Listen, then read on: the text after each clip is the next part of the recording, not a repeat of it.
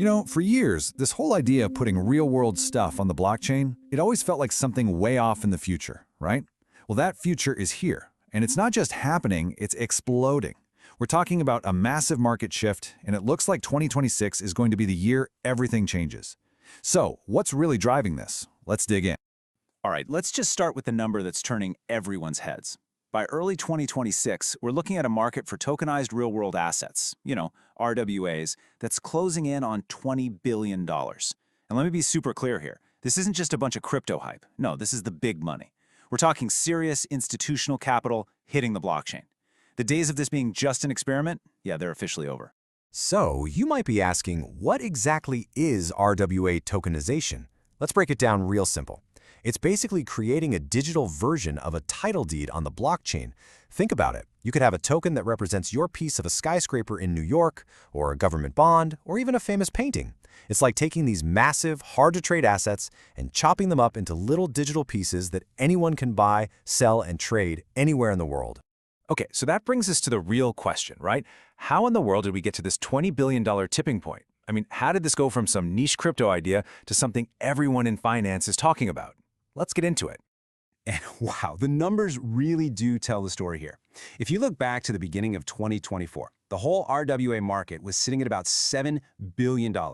Fast forward just 2 years, and it's nearly tripled. We're talking about a growth rate of over 200% year after year. That's not just slow and steady, folks. That's an absolute explosion. It's proof that the tech and the demand have finally met. So, the million-dollar, or I guess billion-dollar question is, why now? Why is this all happening right now? Well, it turns out it's not just one thing. It's more like a perfect storm. There are three huge forces that have all come together at the exact same time to push tokenization into the mainstream. Let's break them down one by one. So what are these three drivers? First, you've got regulations that are finally starting to make sense. Second, the big institutions are jumping in with both feet. And third, the technology, the actual infrastructure, is finally ready for prime time. It's these three things hitting all at once that's just pouring fuel on the fire. All right, let's talk about driver number one, regulation. For the longest time, the biggest thing holding everyone back was just uncertainty. Nobody knew what the rules were. But now, in 2026, we're finally getting some clear rules of the road. You've got Europe's MiCA framework fully in effect. Over in the US, something called the GIADIS Act is bringing clarity to stablecoins. And that's huge, because stablecoins are basically the cash that makes this whole system work. All this clarity is like a giant green light for the big, cautious financial players. It's the signal they were waiting for. Okay, driver number two, adoption. And listen, we are not talking about a few crypto startups anymore. We're talking about the heavy hitters, the titans of Wall Street, BlackRock, J.P. Morgan, Fidelity. The list just keeps going.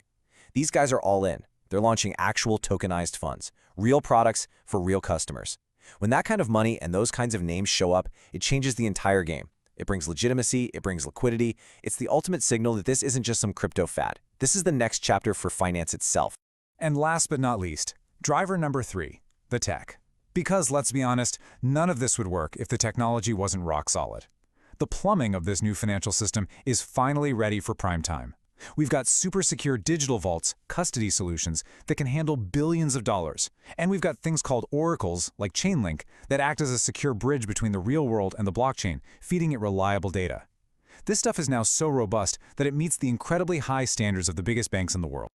Okay, so we know the market's huge, and it's growing like crazy.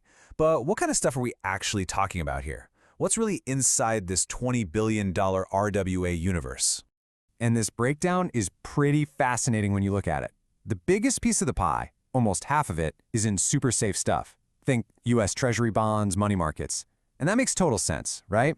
It's the safe bet, the easiest way for big institutions to dip their toes in. But then you look at that next slice, private credit. It's already at 30%, and it's by far the fastest growing part. That tells you the market's already getting more confident and starting to chase higher returns. And you know what's really interesting about this whole space? There isn't one single company that's dominating everything. It's not a winner-take-all situation. Instead, what we're seeing is this really cool ecosystem of specialized platforms popping up. Each one is solving a very specific problem. You've got Onawaya, which is all about distributing stocks. You've got Canton, which is literally helping Wall Street move its plumbing on chain. Then there's Polymesh, which is making all the compliance stuff way easier. It's like everyone's working together to build out this new financial world. But, of course, it's not all sunshine and rainbows. We gotta be real here. To get a balanced picture, we have to talk about the pretty significant challenges that are still out there on the road to this fully tokenized future.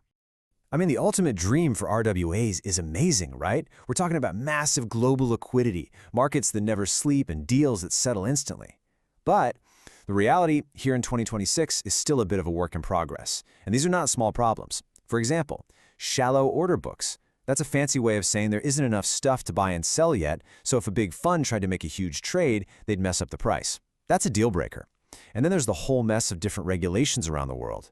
It's like trying to navigate a patchwork quilt of rules, and it just makes everything slower. So yeah, the gap between the promise and the reality, it's getting smaller, but it's definitely still there. So, okay, keeping those challenges in mind, let's zoom out and look at the bigger picture. Because even with these hurdles, the long-term forecast for this market are, well, they're absolutely mind-blowing. I mean, just listen to this quote from the CEO of Standard Chartered. He said, "We'll eventually see the majority of transactions being settled on the blockchain." Think about what that really means. This isn't about building some small niche alternative system. No, this is about moving the entire existing financial system over. The people running global finance today are saying this is where the world's economy is going to settle its accounts in the future. That is a massive statement.